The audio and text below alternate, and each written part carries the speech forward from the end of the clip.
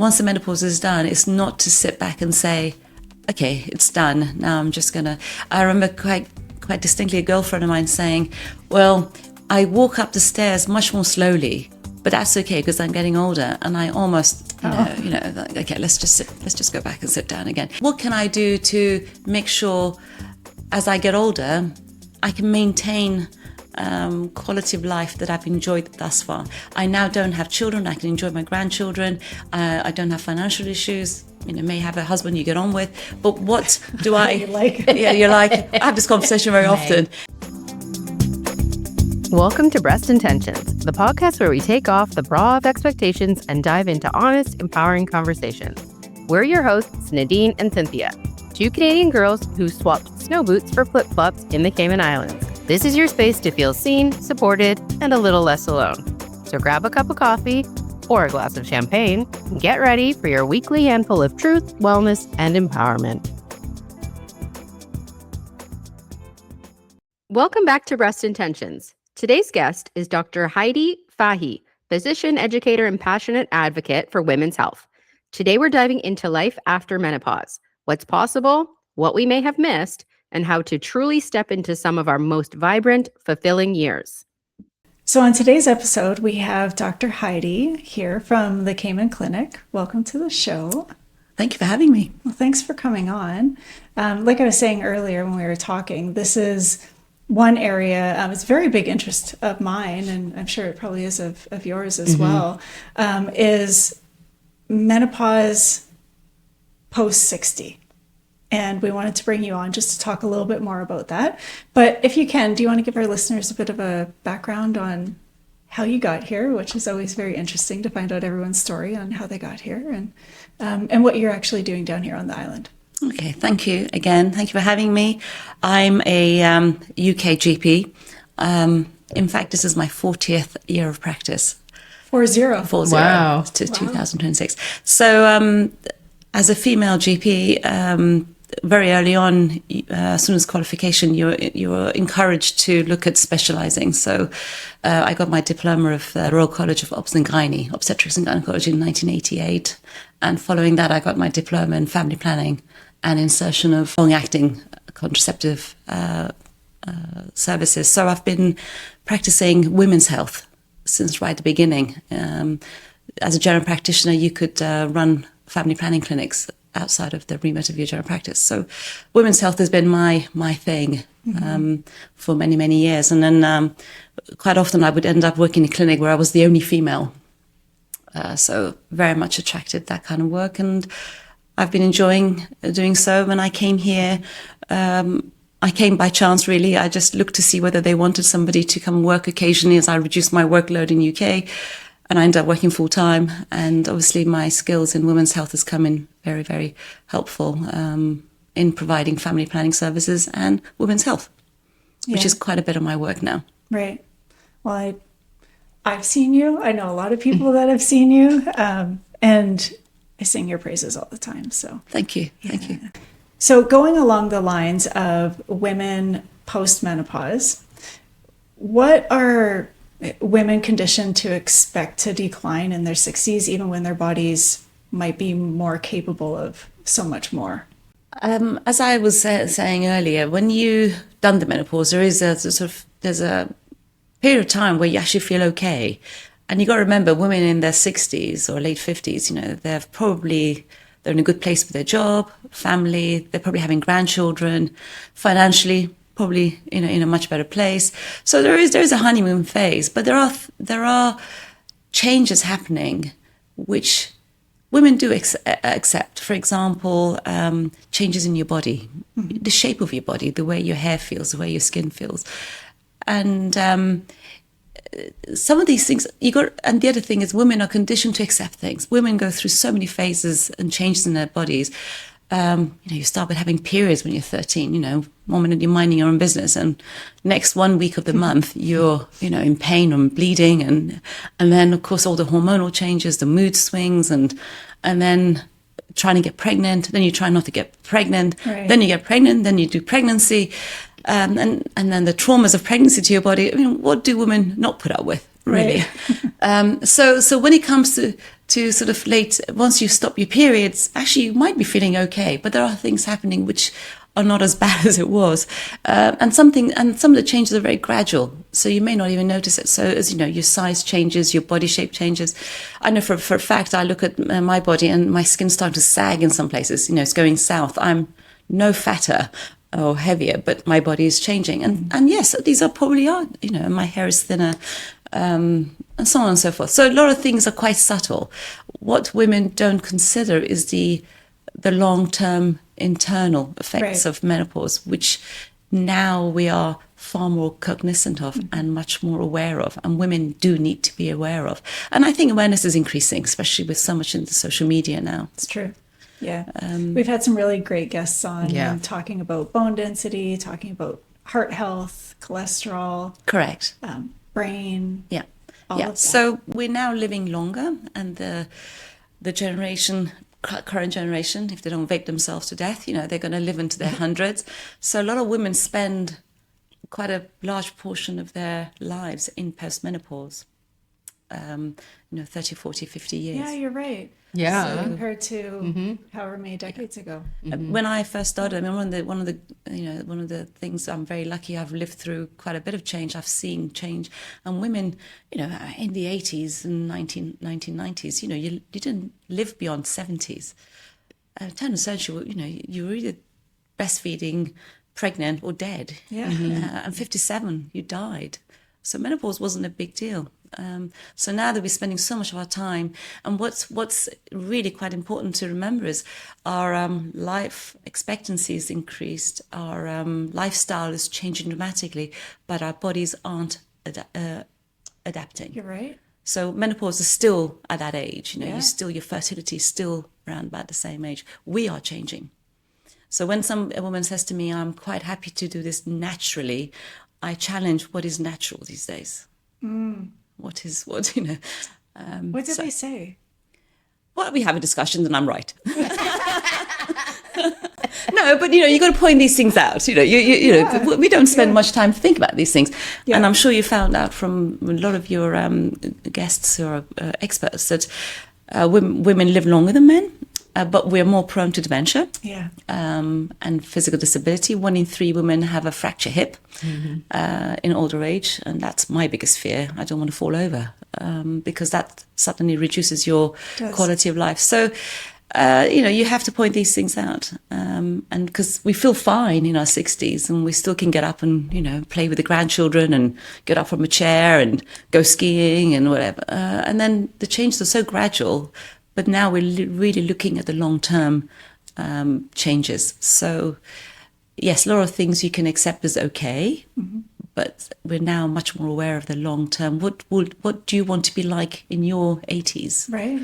Yeah. And there's plenty of people around you, like you were mentioning your mom and aunts, and they're in their late 60s. They're probably still, I mean, they're struggling, but, you know, you don't consider them, you know, they don't have memory issues or... Yeah. You know, they can't get out of a chair or... It's more kind of the numbers that you're seeing on like blood work and stuff like that. And Canada, everyone's in Canada, but, you know, to try and get a bone density scan is like pulling teeth. So Lord knows where they're even sitting. They don't even test vitamin D back home. So Lord knows where they're sitting with like their vitamin D levels and stuff like that. But to them, they're good. Yeah. Yeah. And seemingly you are good. And a lot of women, going back without repeating myself, have got used to changes in their bodies. So yes, it's another. And women are incredibly resilient. I'm very good at putting up with things. You know, it's okay. Well, I remember when we were talking to the neurologist on the show, and he was saying that like post-menopause, you kind of like fall to a new normal, and then your body adapts to where those hormones are now sitting. Correct. The brain adjusts, and a lot of the feelings of the brain fog and the hot flushes and the temperature regulation is just because the brain isn't perceiving changes in the hormones and doesn't know what to do with it, but a new norm forms. And that's why a lot of women feel fine. You know, life is pretty good in your 60s. Right. You know, if you go on holiday outside of school season, you'd be amazed how many old people are out traveling now, and, you know, couples and so on. You know, trekking with their walking boots and looking, you know, So it's a good. There's a honeymoon phase, the changes are subtle, but it's the long-term changes now, specifically because we're going to be living longer. Right. Longevity is, we've achieved that now. Right. It's quality of what your life is like while you're around. Right, because it's great that people are living longer, but you don't want to be living longer if you're not Correct. mobile and quality able of to life. Yeah, absolutely. appreciate it and do things. Correct. Yeah. Sorry, I've ruined your... No, it kind of actually took this like a different route, because I think what we really have to hone in on this podcast is more of, okay, yes, I'm on the other side, but what now? Yeah, what now? can I do and for myself? Yeah, absolutely. And, checking your numbers and getting your lab work. But what would you say are maybe the top 3 to 5 things that a woman post-menopause should be considering? Absolutely. I think there is a lot of information out there, which is good. And I think we're going through a phase, not just for women in the 60s, but generally women are actually looking much harder at their what am I here for? What do I want from my life? And I think once the menopause is done, it's not to sit back and say, okay, it's done. Now I'm just going to... I remember quite distinctly a girlfriend of mine saying, well, I walk up the stairs much more slowly, but that's okay because I'm getting older, and I almost, like, okay, let's just go back and sit down again. So it's not accepting, or it's not even accepting. It's what can I do to make sure, as I get older, I can maintain quality of life that I've enjoyed thus far. I now don't have children. I can enjoy my grandchildren. I don't have financial issues. May have a husband you get on with, but what do I... you're like, I have this conversation very often with women. Some of the things that women do come and complain to me about, changing the subject slightly, is, the things that people do notice is obviously weight gain, distribution of fat much more central, so that, women don't feel as attractive and clothes don't fit so good. Loss of libido, huge issue. Don't feel like it, and it's terrible for my husband, but what can I do? It's fine, that's just aging. And part of that is your image and how you feel about yourself, and also vaginal dryness, really common. And, if that doesn't feel good down there, and women, as I always explain, men have a very much, sort of, I like to have sex, then you have sex. Women like, well, have I put the cat out? Is my kids okay? Have I done the shopping? Is the, sprinkler on? And obviously, if your vagina doesn't feel great and it's going to be uncomfortable, definitely not going to feel like it. So these things are important not to accept. And the other thing which women present to doctors, I may not see women who are quite comfortable with their menopause or seemingly recurrent UTIs. Dreadful thing. Women come in and it's like, well, I used to get this in my 20s. Now, and it's awful. And that is all through lack of estrogen in the vaginal tract and bladder. So body image, weight changes, things like memory and fog and some things like that. But those are the things that bring people to me. And then we talk about, okay, what about your bone? What about your heart? Yes. What about your brain? And definitely I can do something to help your vaginal tract, your gynae tract. That's the easy bit. What about the rest? You got to remember that estrogen is protective for heart disease for women, and women actually develop heart disease 10 to 15 years later. The teaching, again, going back to the 80s, was 1 in 4 men get heart attacks, but it's 1 in 5 women. That's a slight distinction. We're a bit better off.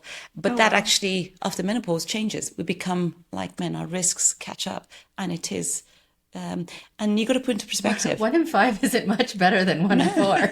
Well, it seemed at the time, I don't know, naive 20-year-old medical students saying, oh, that's good. 5 sounds much better than 4. Yeah. But we kind of, you got to remember the heart disease is the main cause of death for as you get older. And got to put that into perspective.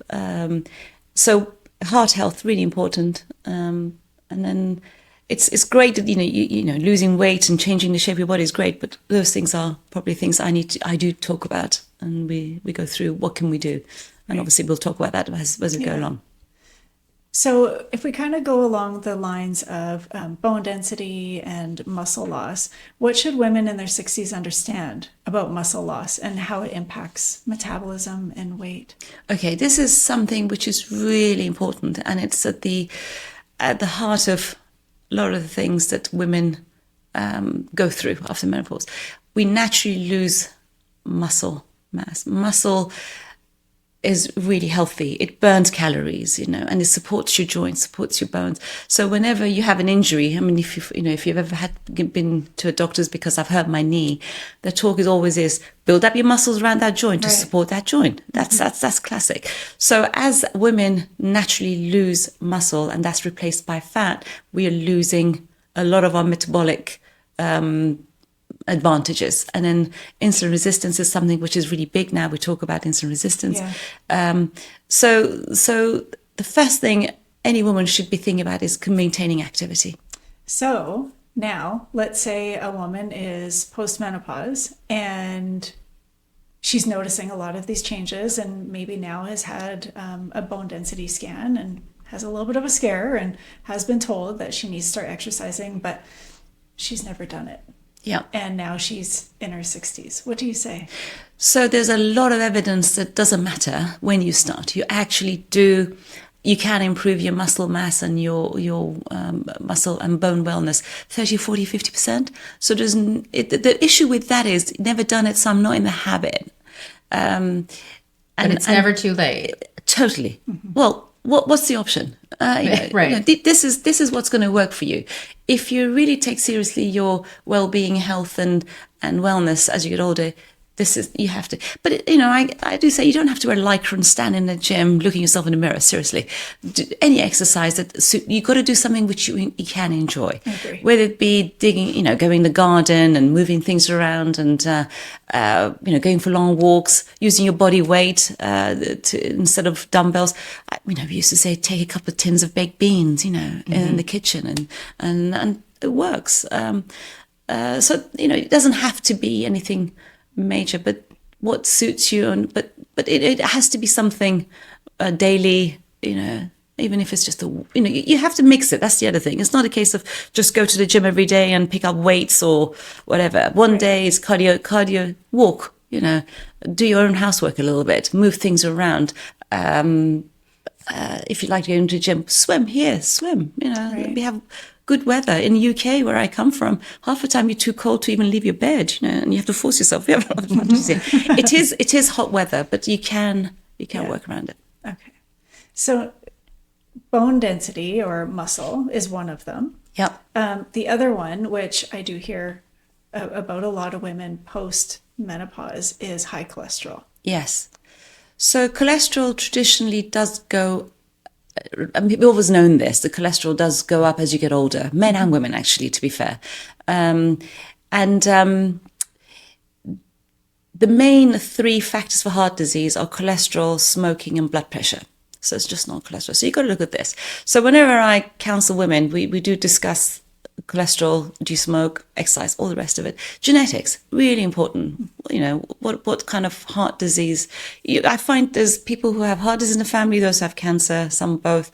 But you get an idea of what the risks are for cardiovascular disease. But cholesterol has really become important. I mean, traditionally, we used to joke that every cardiologist takes a statin, regardless of what their cholesterol is, because they know the benefits of it on their vasculature. Oh, you mean like every cardiologist doctor? Yeah, exactly. Oh. So it was sort of always, because they see. Now cholesterol actually, it's a really exciting time at the moment. Apart from us all becoming much more aware, cholesterol's taken another coming leaps and bounds. It's not just looking at a total number.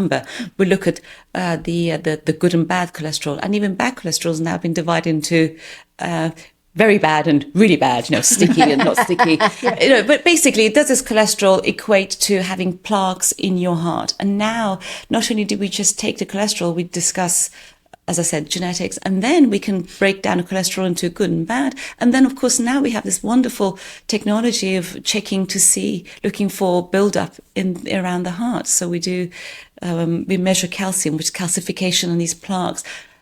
Albeit it's a bit of a blunt tool, because if you've got soft plaques, there's no calcium, so you might not see that, but you work with it. If you haven't got any calcium, that's really reassuring. But there's so much. People worry about their diet. I've had 3 eggs this week. Seriously, it's not. You've got to enjoy life and don't worry too much about. And I say to people, unless you're very overweight and you're eating half a side of bacon every day and drinking full fat milk, there's not much you can do with your diet. But it's something which we can address. Okay. So women, actually, just going back to the bone loss and muscle loss, how concerned should a woman post-menopause be about bone loss at this stage? And is it reversible or just manageable? So most of the changes in the body happen in the first 10 years after menopause. So it's important to get checked really early. So once there is any kind of bone loss in particular, muscle mass you can see, and bone, it does run in families. So I always often ask, has mom got osteoporosis? So you have osteopenia where there's some loss of calcium in your bones, and there's osteoporosis. There is treatment. Osteopenia traditionally is treated with take vitamin D and calcium and do weight-bearing exercise and come back, we check it again. I think that's going to become tighter as time goes on. I think my personal view is if I had osteopenia, I'd be wanting to do a little bit more. There is medication that puts calcium back in the bones, but you need to do the exercise as well. The other thing to remember is it's not easy. You have to work with this. There's no quick fixes for any of all this. So to maintain the bone density, maintain the muscle mass, and maintain the heart and the brain, we have to work at it, and it's a daily thing. Right. So that's something I think everybody would love to have a magic pill that you take, and that's where, digressing slightly, but women have got to be a bit wary of what people put out there, because it's the commercialism, and people say, take this and that will cure things. It doesn't. You have to work. I even remember when I turned 40, I remember things just didn't happen anymore. I remember saying, I have to work for this now. Work for it, yeah. So look for it and be proactive, and certainly exercising and taking a good diet full of calcium and vitamin D is really important. But see somebody about, what can I do to put this calcium back? I don't want to wait 2-3 years and do another bone density, and you say to me, now I've got osteoporosis. Which in fact, I had a lady last week who has got high cholesterol, and she'd had a bone density and it was osteopenia, but nothing had happened much. And it was like, okay, no, we need to look at all this. And in fact, she started like a warning sign. Yeah.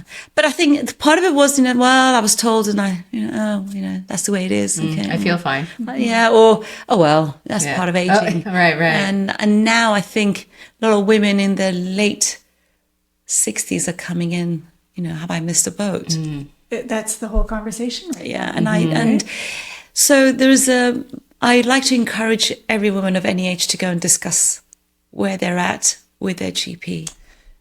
So are you of the mindset that HRT will help with bone density? Yes, for sure. So the situation with HRT in older women is a little bit muddy, because looking at some of the data that came out years ago, women who started HRT later in their 60s and 10 years post-menopause, there's a lot of data to suggest that they're already developing a lot of the things like heart disease, and it may actually not be beneficial. I think there's a lot of data needs to be collected, and the advice is, and certainly my approach is on an individual basis. If a woman comes in and they're doing everything right and they really are proactive, and we discuss it, and HRT is appropriate for various reasons, I think absolutely. We discuss it and we take on board the risks and the benefits for that individual. So then do you find now that you almost have to ask, so let's say someone that's 40 is coming in and talking about HRT with you, and you were saying that you'll always look at like the history of the family, and let's say mom, who is now late 60s, has osteoporosis or osteopenia. Yep. Can you actually say, though, that this person in her 40s is susceptible to it hereditary from that side, when the mom may not have actually used HRT? Like, this would put the 40-year-old maybe more ahead? Yes. Yeah. The quick answer to your question is absolutely. As I said, you got to remember 1 in 3 women break hips, and that's osteoporosis. That's a big number. 1 in 7 get breast cancer, 1 in 3 break hip. And certainly I do discuss that quite clearly. The HRT, hormone replacement, is incredibly a valuable way of avoiding a lot of the. We know that, but there's been so much scare about it. There's always that hesitation. What about breast cancer? What about thrombosis? So there's I always have this conversation with women, like, well, you can go with a natural way and do nothing, and then 20 years time, all your friends have taken HRT, they may be worse off, or it's a lottery, you don't know what you're going to end up with. But at the moment, I know it's worth taking risk for certain people. My biggest worry group are women who've got breast cancer, and they cannot benefit from taking hormone replacement. Right. That's an area that really needs to be looked at quite seriously and urgently, because you treat the breast cancer, but they're suffering all the other effects of menopause, and some of the medication they use for breast cancer puts you in even worse menopause. And life is really can be quite miserable. And a lot of these women we cannot, or we are starting to consider. But I'm told, my remit as a GP is, if I've got a lady who's suffering terribly with menopause in their 40s or early 50s because they've gone through breast cancer, I have to discuss this with an oncologist to see whether it's appropriate. And damn right I do. And we do try and help them, but it's on a case basis. But that needs to be urgently addressed. Okay. Just before we move on from the HRT, so I guess is a blanket statement. Is it fair to say that postmenopausal HRT could still potentially be an option? Yes. Okay. Again, definitely. Depends. Yes. Yeah. But it was more on a case by case. Yeah. And I think you'll find there will be doctors who will be, you'll see them across the whole board. There will be some who will be like, evidence shows that it's not beneficial. Right. And those who will say, look, I feel you, and let's try it. But these are the risks. Right. Okay. All right. Why is sleep so often disrupted after menopause, and what can actually help with this stage? That's a really, really good question and a really difficult one. One of my colleagues went on a week course study on sleep, and I don't think she came out with any one answer. Oh no! So if you expect me to say do this and this will sort it, certainly we know estrogen is involved. Personally, I think women lose their knack to sleep as soon as they have children, because you're forever on guard, and your brain becomes. I joke that if a cat cries down the road and it's the same frequency as one of my kids, I'm awake. Yeah, right. And there was a joke the other day and I think it's true. So, women, when they sleep, they only sleep 20%. With one eye open. With one eye open. Yeah. The brain doesn't shut down. Whereas, we joke about it, but men can just close their eyes and they're snoring, right? Yeah. So I think women's brains are potentially trained for wakefulness. Again, when women get pregnant, they start losing sleep then. And you say, well, you're just getting ready for your sleepless nights. And I think, but I have to say, sleep is very important. Yeah. There's no doubt. And again, it shouldn't be one of those things you should accept. Yeah. And there's a lot of low-hanging fruit kind of things you can do to improve on sleep. It's important. It's a big problem. Is there a quick solution? No. And I don't think taking medications necessarily the long term, and alcohol. But there's a lot, I don't want to go into detail now, but there's a lot you can discuss about how you can improve your sleep, but certainly retraining the brain to say, look, this is quite important. I need the sleep. So for a woman that is post-menopause, let's say that didn't use HRT and came to you and is suffering greatly from sleep, more than likely was probably suffering during that time. Is there an opportunity to use any type of hormone replacement at that time to help with sleep? As a woman taking HRT, it's not really helped my sleep. It helps for a lot of women going through menopause, because often you're awake because of your temperature regulation going wrong and the hot, cold, foot in, foot out of duvet. And so a lot of that is definitely improved. So in fact, if you go back to the 80s, HRT was used point blank, without everybody, to help with the menopause symptoms. And often it was the hot flashes that kept you awake at night. But generally, the sleep that a 60-year-old plus or postmenopause woman plus is experiencing, it's not the same sort of lack of sleep. Oh, okay. Good to know. You know, having gone through menopause, you don't sleep because you're 1 minute hot, 1 minute you're drenched, you're changing your sheets, you're changing your nightgown. But sleep generally is not the biggest. It's the hot flashes which respond to HRT, not the lack of sleep. Okay. I certainly wouldn't, if somebody comes and I'm not sleeping, my first response wouldn't be, oh, just take some HRT, that's going to improve it. If it's a part of a whole load of, I don't feel well, I don't have any energy to exercise, I'm sitting around all day, I'm brain fogged, I'm miserable, hence I don't sleep very well. All that, if you're feeling better in yourself, you might sleep better, absolutely. Mm-hmm. But anything, again, it's an individual thing. You've got to listen to people and you've got to see what the issue is. And if if hormone replacement is going to help, absolutely. If that's, and the other thing I say to people is try it. You try it for a couple of months. If you don't like it, you just stop. Right. It's not, and in fact, again, the teaching is for up to a year, there's absolutely no change in your risk factors. And up to 5 years, your risk of breast cancer, for example, which does go up a little bit, is only after 5 years it goes up. So up to 5, yes, after 5 years. So in the years before gone, we used to put people on HRT 5 years, and then we used to stop it. Yeah. Right? Yeah. And I remember my mother taking it at the age of 55, whatever it was, and she stopped at 60 because that was even I knew that then. That was what you did. Really? That's very I don't think I've ever heard that uncommon. before. Yeah. No, 5 years. So literally I say to people, just try it for a bit. If you don't like it, then you don't have to take it. It's not if it doesn't help, that's fine. I have had women who've taken HRT and it just hasn't suited them. It's unusual, but, breast tenderness, I feel hormonal, but very, very unusual. Okay. Most people love it. Yes. Yeah. We're both on it. Yeah. I've been taking HRT, a bit of disclosure. I was one of those, my generation was, I can do this. I don't need any help. Yeah. And I tell the story how I really kind of started suffering in my sort of mid-50s. I actually went up to a local pharmacy who I know very well. I said, can I please have some emergency HRT? And his response was, Dr. Fahy, you cannot prescribe for yourself.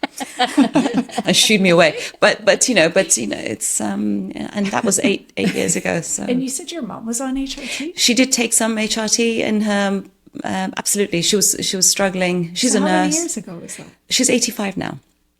So she was 6 to 25 years ago. Wow. Which wasn't common. No. I mean, I do remember prescribing HRT. It was, for women, but it was generally for hot flushes. It was all the physical things, Okay. And you did it while you did your 2 years, Yeah. Right. and then up to 5 years and you stopped. But now, obviously, we've now realized that, again, because life has changed, we're living longer, we're going to be in menopause for much longer. Lack of estrogen is detrimental to our insulin, to our cholesterol, to our heart, to our blood vessels, our brain, our bones. So it's now, I have 80-year-olds who are still taking HRT, and they'll bite my hand off if I say you can't have it. Right. And I have, in the past, I've had people come and see me, not here necessarily, but in the UK, their GP stopped prescribing it. Through grapevine, they find there's a GP who will. They come and they'll go around till, find somebody to. Yeah. And I think that's a good message too. Yeah, I agree. Don't necessarily accept it because you might just go, oh, my doctor told me I have to stop. Well, that's right. Doctors, sometimes I worry about this. Obviously you do trust your doctor, and what the doctor says is often right. Yeah. And there's a lot of difference in how doctors approach any illness, from personal experience generally, personal views, culture. Yeah. That was one of your questions about culture we'll come on to. Yeah. But doctors have cultures too. Yeah, for sure. Yeah, and beliefs. So what about brain fog, forgetfulness, and low mood? Are those common in post-menopause? Absolutely. It comes on with, I suppose it's at its peak whilst your hormones are up and down. When you spoke to your neurologist, he did say the brain is confused by all these, what is this? Because 1 minute estrogen's peaking and going down, the progesterone's here. So all the roller coaster of hormones is what causes all the brain fog and not being able to find words. And I often ask women how things will work, because that's where people are looking at you. Yeah. Wondering, why you. Yeah. But anyway, that, yes, of course it is. As I said, it kind of settles a little bit as you get older. Yeah. You know, you got to remember often the women I looked after in the 80s and 90s, often they didn't work. They'd stopped working to look after children.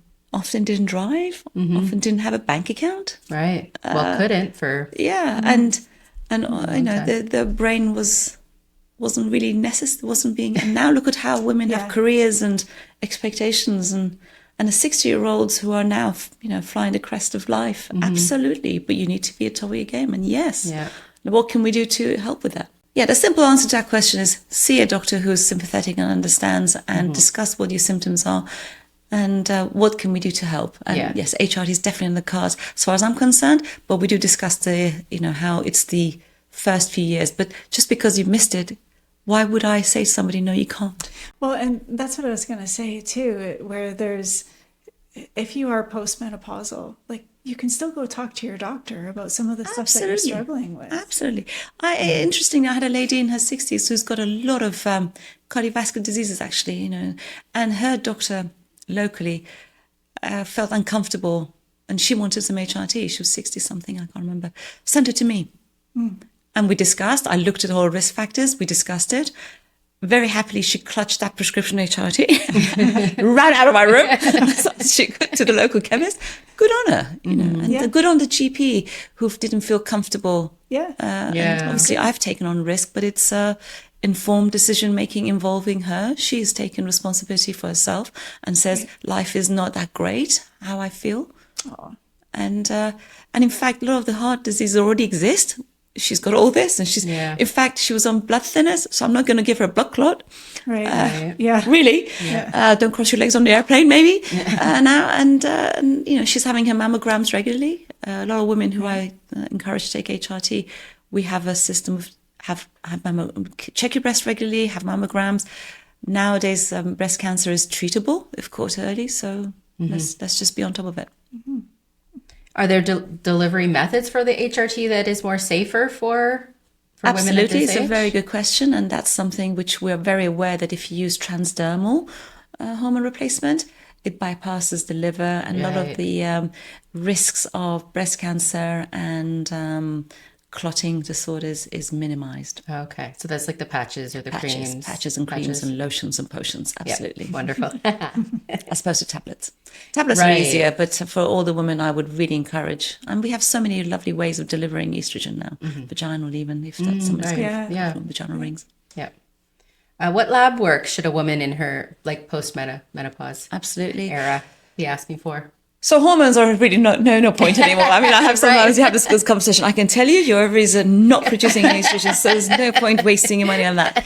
But definitely cholesterol, subsets of cholesterol are now commonly done. Certainly sugar, insulin. Well, if your sugar's slightly off, definitely do the insulin levels, but it's not first line. But check for diabetes, check for your bone health, vitamin D, calcium. They're the main things, and then go from there. I'm trying to think. I'm sure there's other things I do. Thyroid, you know, it depends on the symptoms. You add things on. Yeah. But bone, heart, cholesterol's a big one. Yeah, it's a huge one. Yeah. You got to remember though, cholesterol, it's not just a number. You got to look at it in conjunction. I mean, often when results come through, whether it be an X-ray or a mammogram or a bone density, it's in conjunction with the person. You've got to look, you know, for example, somebody can have very poor bone density, but they're they're not eating properly. Right. You know, it's no good just saying, oh, well, take this and we'll make it. But what are you doing? You know, cholesterol's the same. The cholesterol number could be high. But for example, I have a high cholesterol. My good cholesterol is high. My bad cholesterol is also a little bit high, and I have family history, but my calcium score is good. You know, and Dr. Cardiologist, no names mentioned, looks at me. I'm sure he's waiting for me to have a heart attack in a minute with my family history. But I've done all the workup. I have checked my calcium. I've checked my subsets and my cholesterol. Blood pressure, very important. Don't forget blood pressure. It's not just blood. Check your blood pressure. And I'm sure your neurologist would have told you that one of the biggest things for dementia now, as well as cholesterol, is blood pressure. And, you know, we used to sort of say 160 over 90 is slightly high, but now we need blood pressure much lower, much lower. So I encourage a lot of people to, again, it's like, well, can I come off these if I don't have salt in my chips, no. We need to reduce your risks. Blood pressure needs to be as low as possible because it's damaging all the intricate blood vessels in your brain, in your kidneys, and your eyes. By the time that damage is done, too late. Blood pressure tends to rise. Yes. Women, men? Yes, particularly in women. We know estrogen, particularly as that runs out, the vasculature, blood vessels become less flexible. Right. And that's something, again, with exercise. Because you're exercising, you're expanding your blood vessels. You need that elasticity, you need that movement, so to accommodate blood. And when they become static, that's when the heart has to push harder to get through. So estrogen, again, is involved with that. But generally, blood pressure goes up, and I think we need to be much more, generally men and women, let's not be sexist. Strokes and heart attacks is one thing, but kidney damage and dementia, really important. Yeah. If a woman feels that like this is just how it is now, or really wants to start making some changes, how can she start to take back control of her health?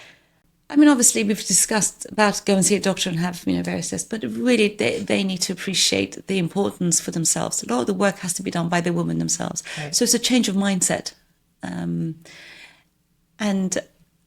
I sometimes worry because, again, more and more we're looking for quick fixes. Yeah. And I think, especially, yes, we are in that kind of era now. Everything's quick, everything's fast. Absolutely. Sometimes women list all the supplements they're taking, and it's like, okay. Yeah, and I probably can't tell you why, or like, well, my friend's taking this one, so she told me I need to. I must have had 3 emails about creatine this week, and honestly, I'm Googling like everybody else. It's not medicine, and I don't know how to politely say this. This is not a medicine, so I can't, it's not been tested. But anecdote says, but what else are you doing? Come on, seriously. Yeah. It's a bit like when a smoker comes to see me and is worried about the cholesterol. Let's just stop. You are, anything you do with that, you're undoing with the smoking 20 times over. Let's start with, you need to look at yourself and look at that women you see in their 80s or your grandmother. What do you want to be looking like or feeling? Not even aesthetics, but how do you want to feel like? What do you want your health to be like? Because I never forget a district nurse in the UK, we look after our elderly, said, "Oh, so what can happen to all of us, I'm really horrified, looking at this woman who, unfortunately, in her 90s in nursing homes has got dementia, is bent over and is leaking urine, and I'm trying to put a pessary to hold her vagina up, and that is potentially reality, but actually, no, you can change that. You don't have to become that person, but that can be reality. But having said that, to be fair, I don't want to be depressing here, but we do see women who do very well, and they have never taken, menopause was nothing, and they're going through life, and they might have even smoked and drank and seem to be still playing golf at 90. There are genetics there, but I can't guarantee that you're going to be that person. And majority of us are not. Majority of us will lose muscle, will lose weight, height in our bones, and we'll have to lose use of our bladder and possibly our brain. Well, and I do hear that quite often by women who are postmenopausal, is like, oh, I flew through menopause and a little bit of hot flashes, but I'm fine. It didn't really bother me.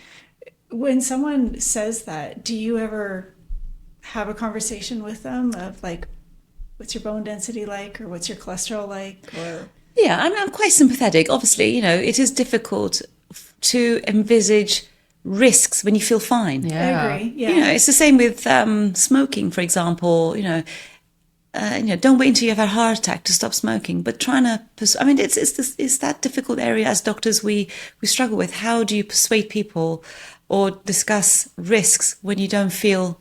You feel great. Right. So, you have to be sympathetic. Absolutely. Your mum flew through it and you flew. And absolutely, I don't want to persuade you to be taking any medication, but let's look at your risk factors. Again, always starts with what is your history? What has your health been like? And then mum, grandma, aunts, uncles, both sides. What's your lifestyle like? And again, you need to optimize those. There's no point me scaremongering when this person's smoking, drinking, and not moving off the sofa and feels fine. Right. So there's a lot of work you can do, but gently. I don't go gun ho saying, "Well, do you realize you're going to be falling over and breaking your hip?" She won't come and see me again. But so it's education. A lot of it is education and pointing in the right direction and saying, "Look, just go and look at this thing."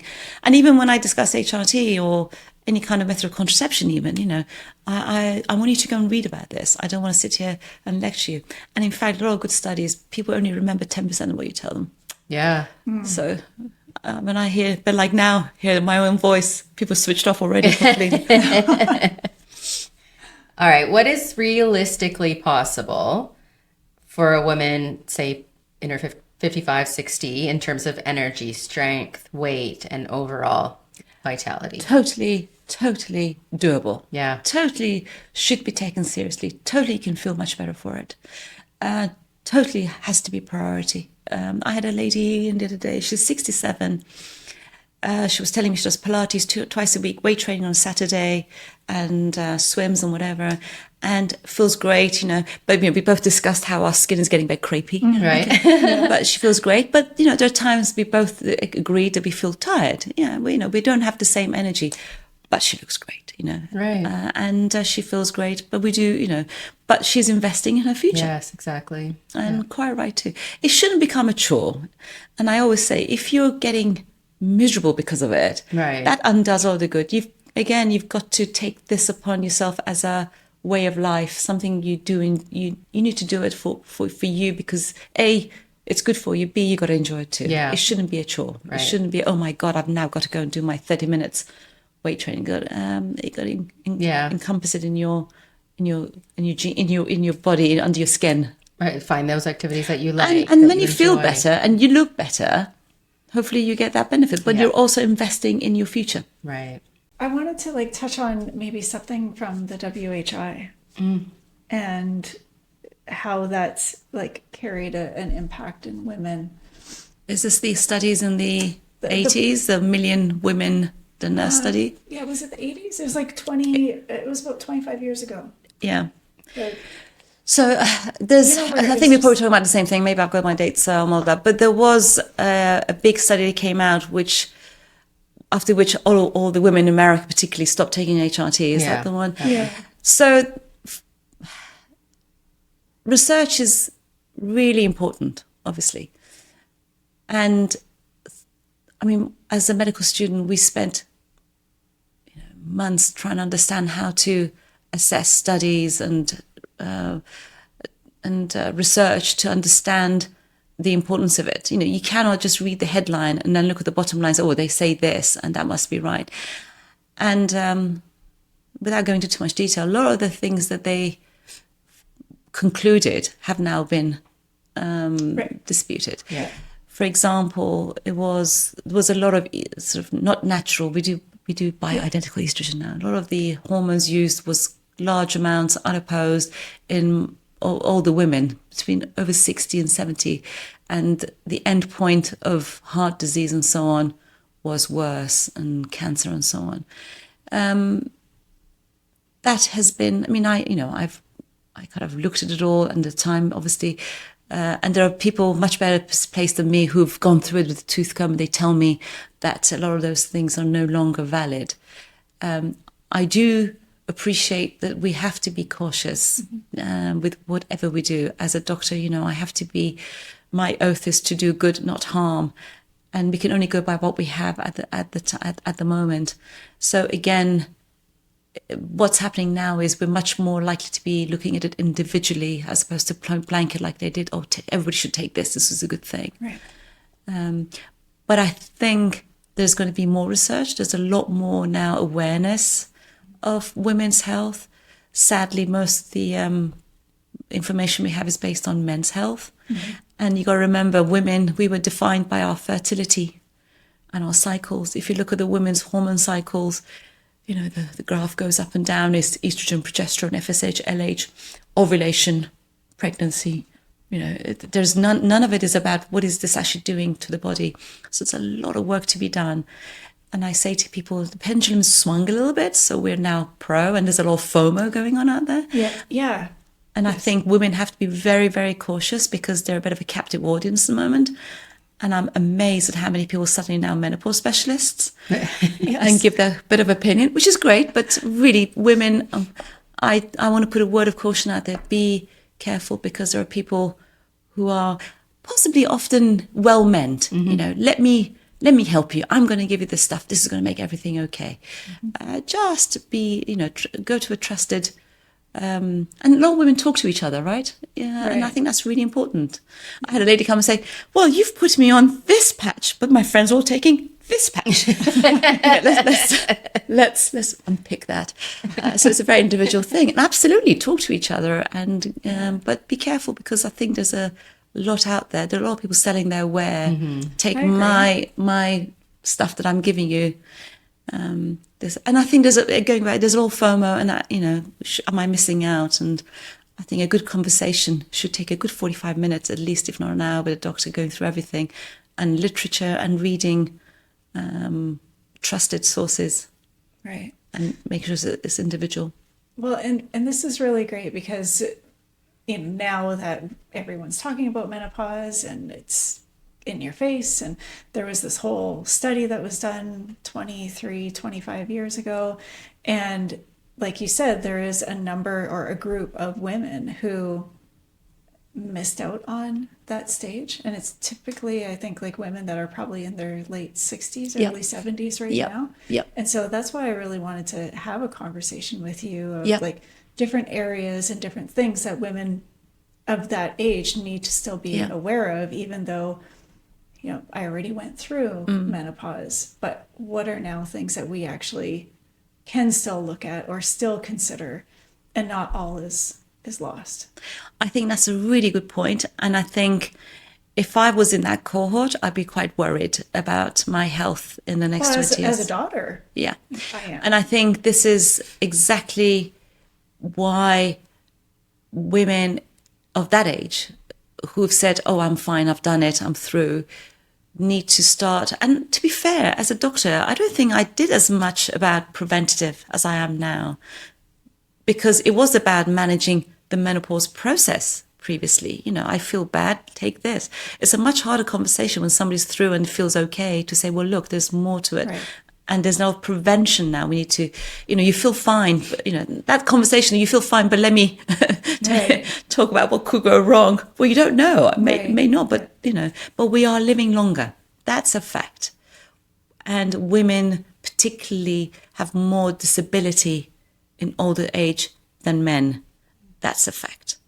So 60, 70-year-olds need to be cognizant that there's a lot that can be done to reverse, even if they didn't do the stuff that could have been done, or, sort of in terms of taking HRT to go through menopause. They've lived through all that, but there's a lot that can be done to improve, as we said, 30-40% improvement in your cardiovascular health, in your bone health, in your muscle health, and the things you can do to maintain your brain health. Not to mention vaginal health. People don't seem to be mentioning that too much. But intimacy is really important. Do you know how many women come and say to me, I'm no longer having sex because it's too sore. Oh, I wish I could. But as again, is a taboo area. And, one of the questions you asked was about culture. Culturally, some women, I do bring it up in conversations. How's your vagina?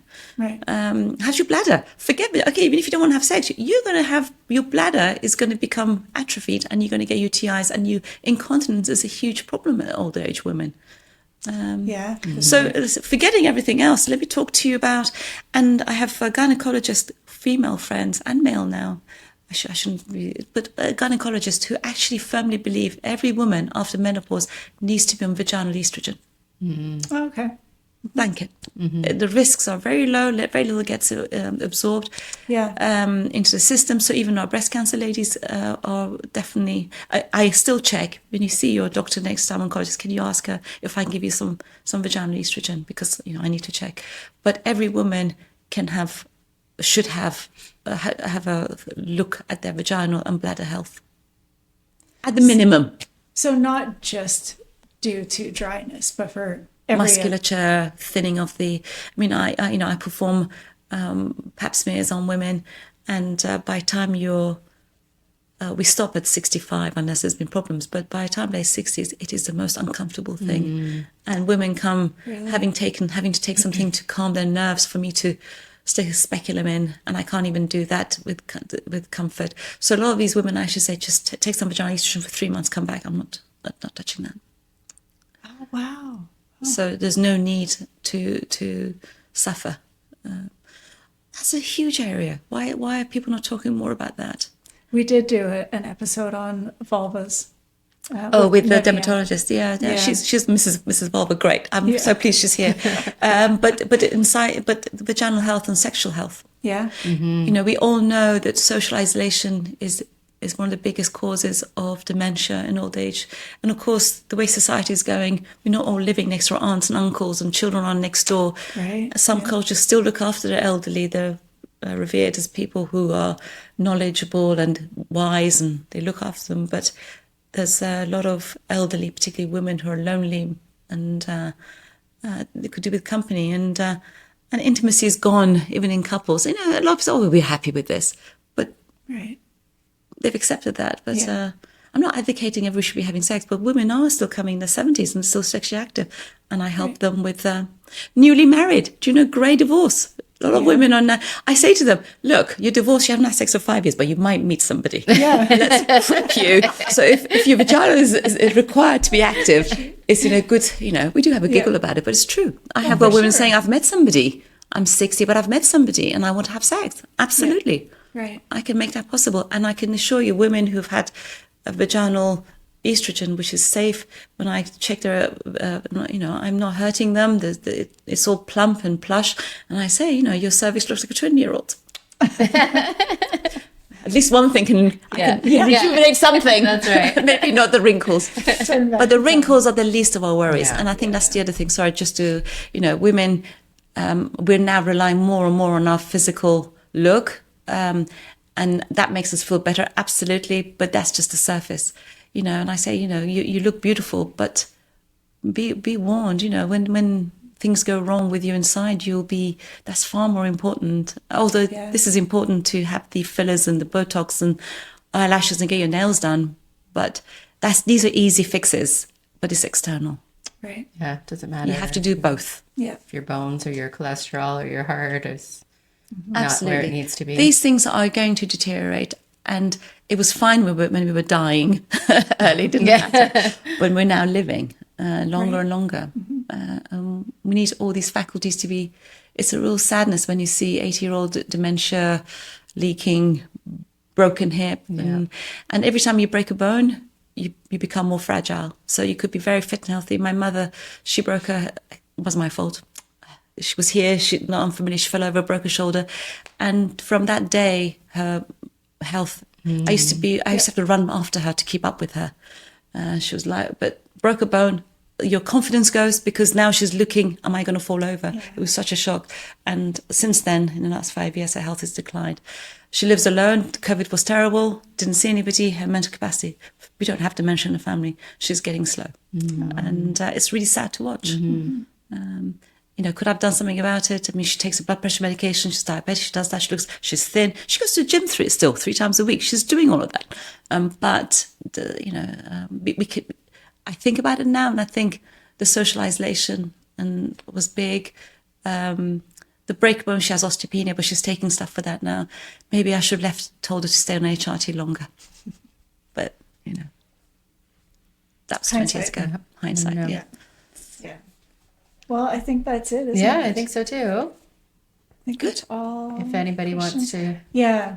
If anyone wants to come and chat with you, how can they get a hold of you? Just call Cayman Clinic? Yeah, Cayman Clinic. I think some people do, there's a lot of conversations out there, and I do get referrals, which is great. And I do my best I can. Majority of my work now is women's health. So really just call and ask to see me, and we go from there. And then I do keep in touch via emails and so on. So once the introduction's done, we go from there. Yeah. Okay. Perfect. No problem. I do look after other people as well, by the way. It's not just women's health, but I do quite a lot of family planning, minor surgery, children, a lot. But the majority of my work, and actually, it's quite useful being a woman of a certain age. Mm-hmm. Yeah, I would think. Empathy, sympathy. I've been there, done that. Yep. I agree. So that's perfect. Well, thank you very much. You're absolutely welcome. Thank you for asking me. I was delighted to come along. Oh, good. Slightly nervous, not very good at public speaking. But it went very well. Thanks for joining us on Breast Intentions. We hope you felt seen, supported, and maybe had a few laughs along the way. Don't forget to share, subscribe, rate, and review us. Your support keeps the conversation alive. Follow us on social media for more insights, behind-the-scenes fun, and updates on future episodes. Got a topic you want us to dive into? We'd love to hear from you. Remember, life's too short for bad bras, toxic relationships, and kale you don't actually like. So until next time, stay bold and keep your breast intentions exactly where they belong, front and center. Now go crush midlife, or at least today's to-do list. Cheers!